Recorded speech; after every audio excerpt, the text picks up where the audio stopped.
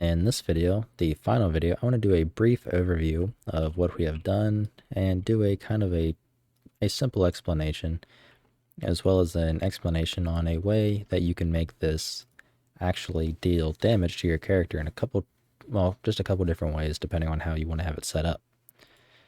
So to start, we have our grenade throwing.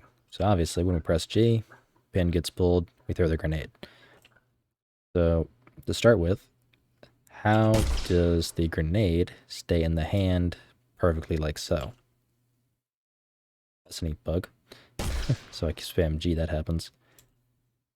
Well, the way that occurs is if we come over here, let's see, look at the grenade mesh. I'm going to click on the root bone. Better yet, let's go to the skeleton. Same thing. Click on the root bone, you can see that it is offset from the center. So this right here, where my mouse is, that's the dead center. So I set this up. So inside of Blender, same thing with the rotation, it's off. Inside of Blender, whenever I go, well, I made it so it's offset. So the offset is to make it so it attaches to the mannequin arms at the hand bone. So wherever hand_L is, I'm being blind right now. Or sorry, hand_R. As you can see, it's right here in the center of the wrist. So if I just had the origin, right in the center of the grenade, well, the grenade would be right here in the center of the wrist. So what I would have to do is I would have to create a socket just for the grenade and offset it to kind of some point in this area and just try to tinker with it and get it lined up so it's as close as I can get it in Blender. Or I could offset the origin in Blender and keep testing in Blender until I have it exactly where I want. And then whenever I go to attach the grenade to the hand_R bone for our arms, it's in the exact position. So it's a 1-to-1 copy with Blender. So it's the exact same thing. So whenever we go to throw the grenade, we spawn it and we attach it to hand R.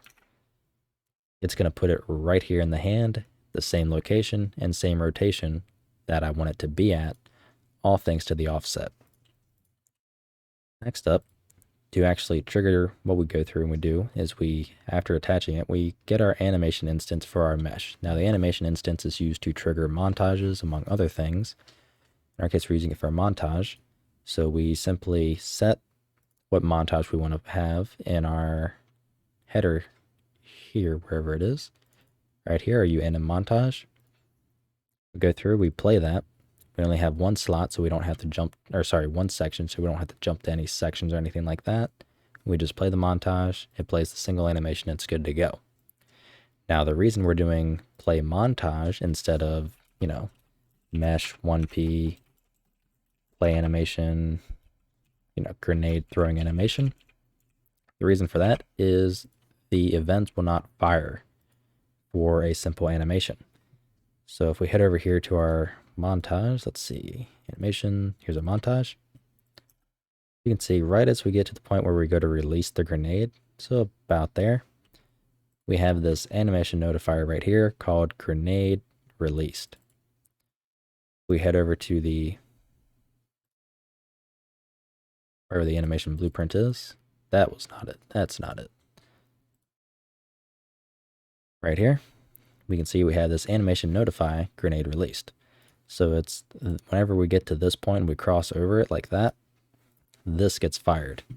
And when this gets fired, we call a blueprint callable function that we made in C++ called onGrenadeReleased, which is this right here, which simply makes sure the grenade that's in our hand is valid.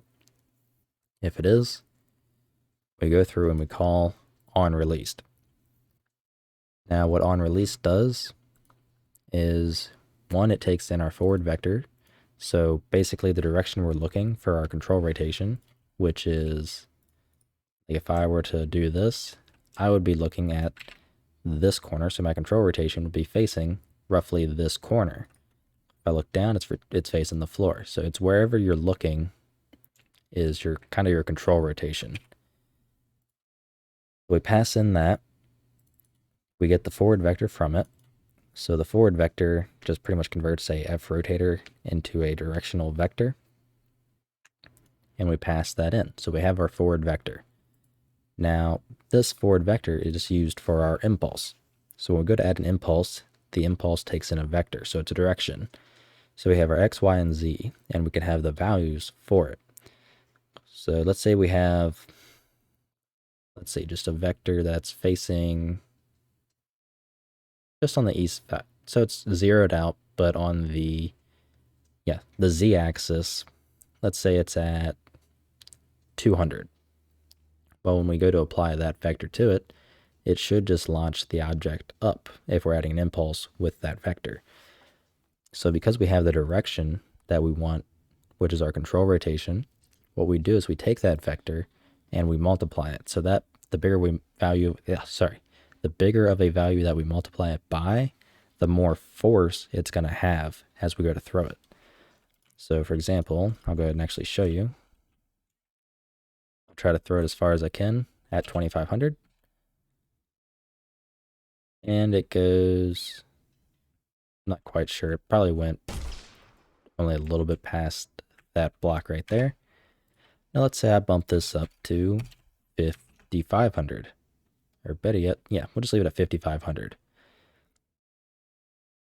Okay, recompiled. Now when I go to throw it, you can see the speed difference as well. But now, it just went straight and smacked right into that wall.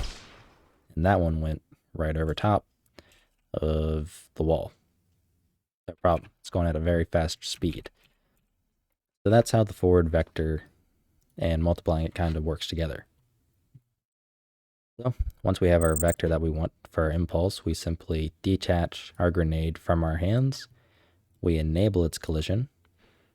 So the reason I'm doing that in this order is we detach it first.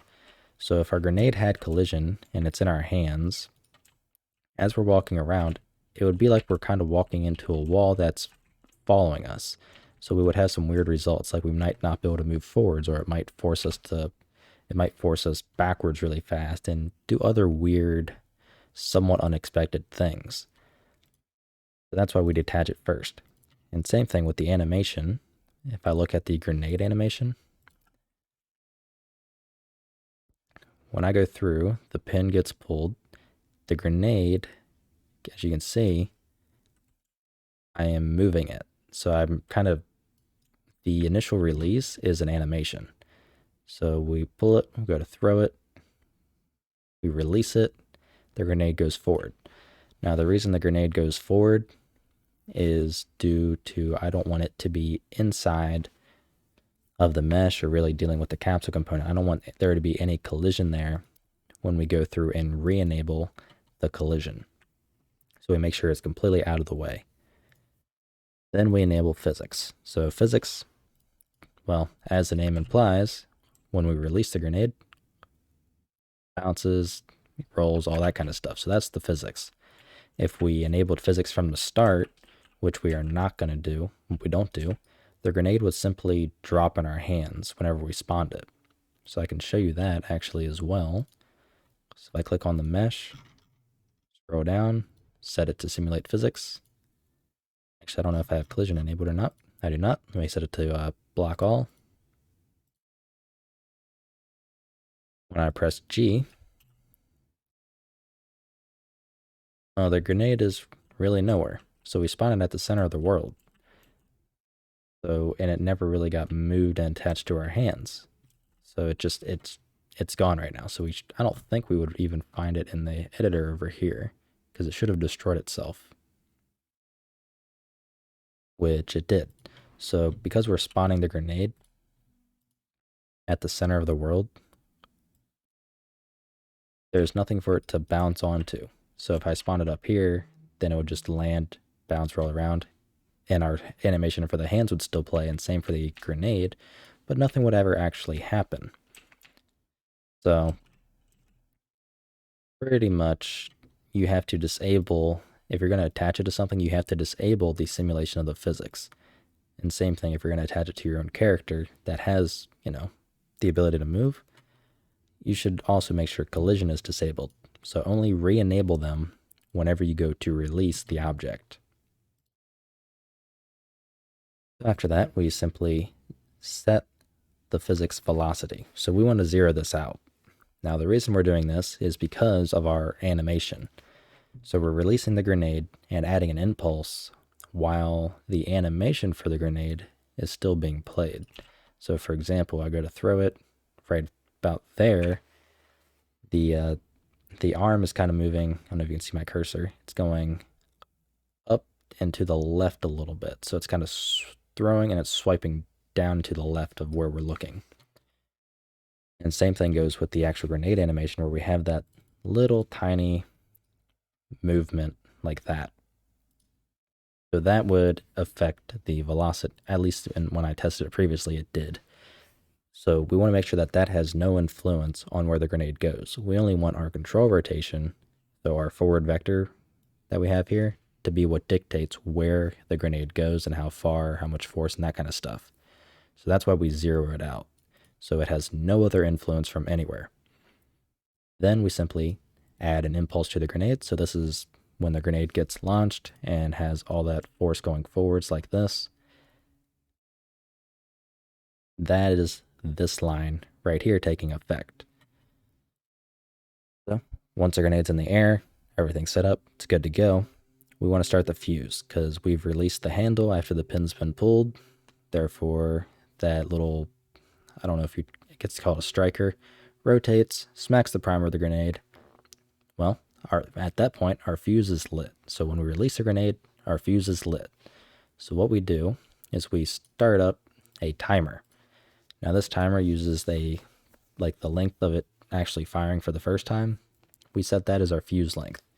So that's just a simple variable that we have set up over here. Fuse length, we just have it set to 5 seconds. So after 5 seconds has gone by, this timer calls the explode function. The explode function, simply we get the location of the grenade upon the time that it explodes. We already have our damage sphere, which is this red guy right here. So this is our radius that the damage is going to be dealt with, which I'll explain here in a minute. So we set that damage sphere to have the same rotation, same location as the grenade mesh at the time of the explosion. So wherever the grenade is sitting and goes boom, that's where this is going to be. We then play simple Niagara particles and a simple sound. Not going to go over that. But we loop through and we get all actors that are overlapping the damage sphere. So this red guy right here. So any actor that's inside of that will get picked up and stored in overlapping actors. That's what this does. And we're filtering it out so that it only gets actors that are of the type a grenade tutorial character. We simply loop through them and confirm that the cast was successful. And mostly this is for if you have any custom functions on your grenade tutorial character or whatever class you're working with, you would want to cast it so you can call those functions. And after that, the grenade gets destroyed and we're done. That's it. That's a step through of what all is going on, what's happening. Now a quick example of giving damage to players that are in your radius. So for example, let's say I already have in our grenade tutorial character a function called take damage, which it actually should. It's just not being overridden. So I do character, take damage, and pass in blah, blah, blah, whatever parameters. So like, I don't know, 50, F damage event. Is there any specific? I don't know. And then you're going to show me the other parameters? So it doesn't matter, null pointer, and this for the damage causer. So we could do something like this. So because this character was inside of the damage sphere of the time that it exploded. One sec, I gotta clear my throat. Good grief. There we go, that's a lot better. And starting to feel it come back again. Yeah, whatever. So if this character is inside of the damage sphere at the time that the grenade explodes, we're gonna apply some damage to that character. So in this case, just hypothetically, we're giving 50. We don't have any sort of special damage event made, and the damage causer is going to be the actual grenade. So we could pick that up and kind of do whatever we want with it from there. So the way this does have some problems. So for example, let's say I have the grenade right here. Let's say this is a giant concrete wall that nothing can pass through. So our grenade's right here. Well, let's say our... That's good, I'll just use the animation for the example. Let's say our arms, or our character, is right here on the other side of this wall. Let's say this is a giant steel wall. Well, the fragments in the force is most likely not going to penetrate this. Well, fragments definitely. Force might warp it, but this is absurdly thick, so let's say nothing can go through it. Well, you're still going to feel the damage. You're going to take the damage, even though there's, nothing, even though there's something blocking it. That's the downside of using this damage sphere. So as long as you're inside of the sphere radius, you're going to take that damage. So if I go ahead and search for hidden, uncheck hidden in game, you'll be able to see it. Let me reset there it is. Let me move this inward more. Break the wall a little bit. So we're 100% inside the radius. Well, the problem would be we would still take damage because we're inside the radius, even though there's something blocking us between the grenade, which is this wall. Well, the way we could go through and fix that is we could use line traces. So what I would normally do is on any actor that we loop through, what I would do is I would try to apply line traces from the grenade to specific points on the character to dictate where the damage should be given. So for example, I would do let's do a for loop, uint 8, I equals 0, I is less than, let's say we're only going to test 1, so our head, chest, left arm, right arm, that's 4, left leg, right leg, and stomach. So 5, 6, so that would be 7, and increment I. So we would loop through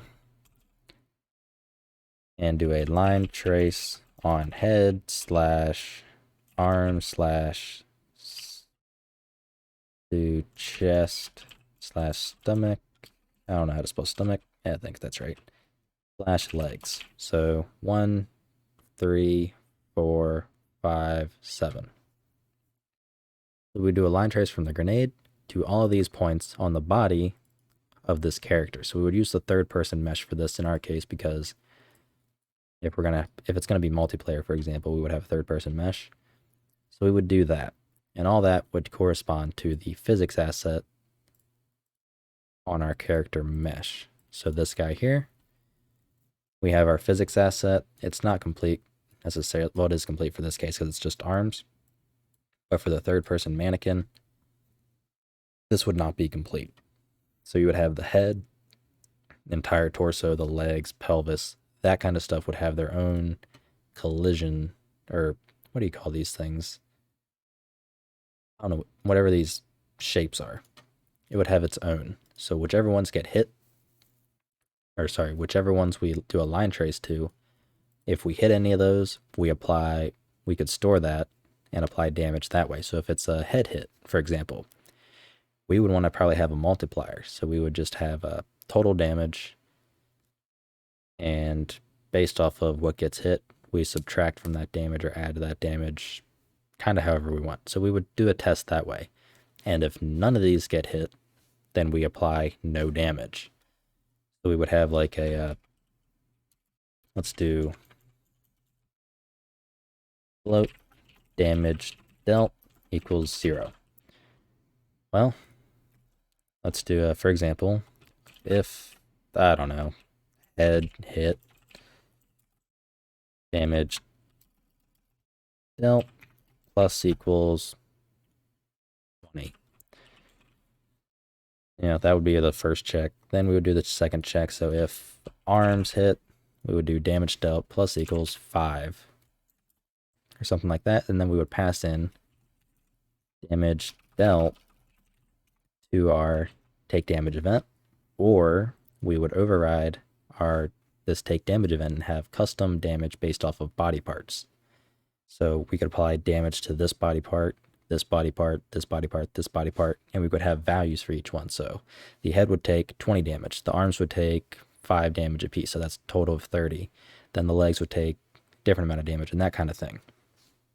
So only the limbs that get hit from the line traces would give damage. So in this case, our blocking wall would block all of those line traces. There would be no possible way for the grenade to damage this player. Now let's say hypothetically, or better yet, let's just move this guy out of the way some. Bring you over. So for the example, let's say I have something like this. Well, in this case, the line trace, the only thing that's going to hit would be this right arm here. Well, and if we had it, possibly the right leg if it's sticking out enough.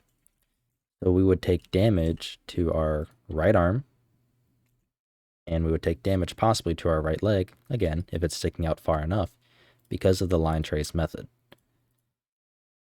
So our head, torso, left side of the body, none of that stuff would take damage.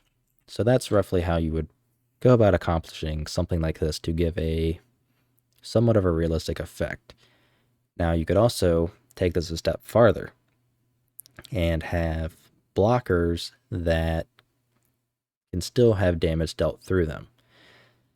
So for example, this is probably going to be my last explanation or example. Let's say I have this little guy right here, and all it is just let's say it's like a wooden chair. As you can guess, we can't hit our character from here. It would be blocking, but let's say we had a wooden chair. What we could do is we could go based off of the thickness of the object and physical material. So that way our line trace, for example, from the grenade to the character, whatever limb we hit, would pass through it. Well, let me rephrase that. It would hit it. It would have a blocking hit, let's say right here on this face. What we would do is we would send another line trace. Well, not a line trace, but we would take this position, multiply it, so we would have another position like, let's say right about here in the world, on this far out of this wall here. And then we'd shoot another line trace right back to the position that got hit here. And then we would take wherever it hit, so right here, so we would have two vectors, one right here and one right here. We would get the distance between them, and that would be the thickness of the object that we hit.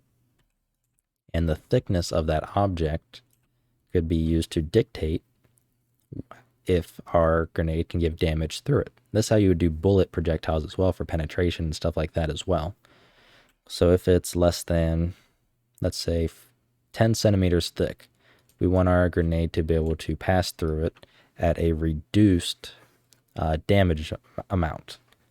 So we would just deal less damage because it's going to absorb some of the force coming from the grenade as well as some of the shrapnel.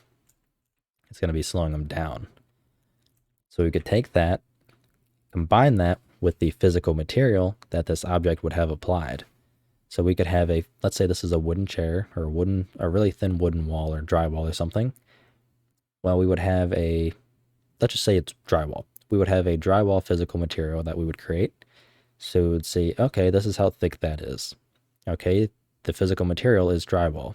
I can easily penetrate through a 20 centimeter thick sheet of drywall. Again, I'm just giving an example. So that means I would have very little to absorb the damage. So I would give most of my damage to this character. So this character here, even though there's something blocking it from hitting him, he would still take all the damage, minus a little bit based off of the whatever values you get based off of the thickness and physical material. So you would still get damaged through this wall. And this would probably be something you may want to consider having destructible if that's the case. So you could have actual penetration and stuff like that going right through and damaging your characters or other players. So hopefully those explanations were beneficial. I tried to make them relatively simple, but probably in the future I'll end up actually, my voice cracked, implementing something like this, so that way you can see kind of how I go through and do it. But this is gonna be something later down the road.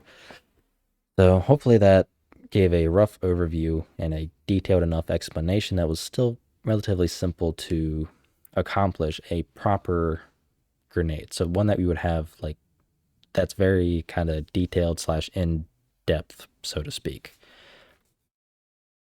So yeah, if you have any questions or anything like that regarding this kind of stuff, there's a link to my Discord down below in the description. So feel free to join it and ask away, and I'll try to clean some stuff up about it. And yeah, same thing I do at the end of every video. If you like what I'm doing and you want to help support me, there's a link to my Patreon in the description where I have a team deathmatch series just for patrons only. And as I stated before, you can find my Discord down there. Ask away, whatever you want, need help. Either I or someone else will be there to try to answer your questions. So hopefully this was beneficial. So if you're confused at all, please, I encourage you to ask, because the more you can learn, the more you can retain, the better off you'll be. So I'll see you in the next video. I'm not going to have any more for this series, so next video of whatever the heck I end up making. So see you then.